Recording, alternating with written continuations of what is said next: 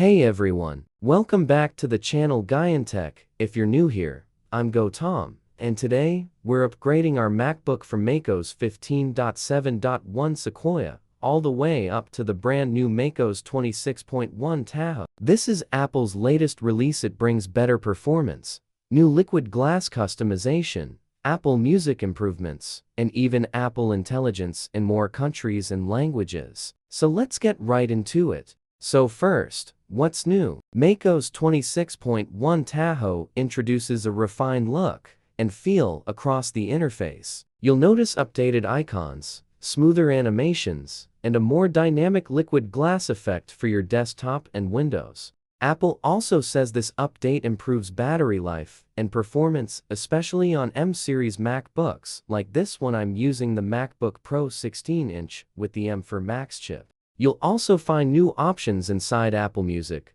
improved search and finder, and new control options for widgets and system appearance. And the best part? Apple Intelligence, Apple's new AI system, is now rolling out to more regions and languages. Before upgrading, make sure to do these 3 things. 1. Backup your Mac using Time Machine or iCloud just in case. 2. Check you have at least 25 gigabytes of free space. 3. And make sure your internet connection is stable. You'll also want your Mac to be plugged in during the entire update. Now, let's upgrade. Step 1. Go to the Apple menu, System Settings, General Software Update. Step 2. OS should automatically detect the macOS 26.1 Tahoe update. Step 3.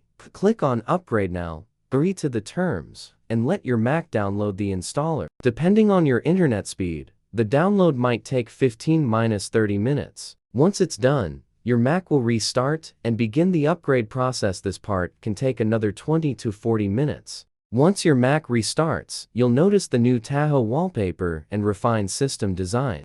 Click on Not Now.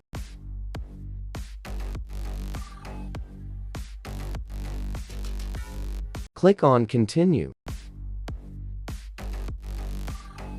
After Continue, it will restart.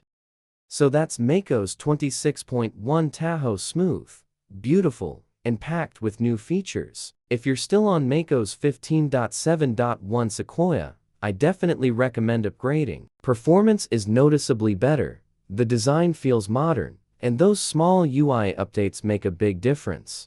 If you found this video helpful, don't forget to like, subscribe, and turn on notifications. I've got more Mac tips, tutorials, and performance guides coming soon.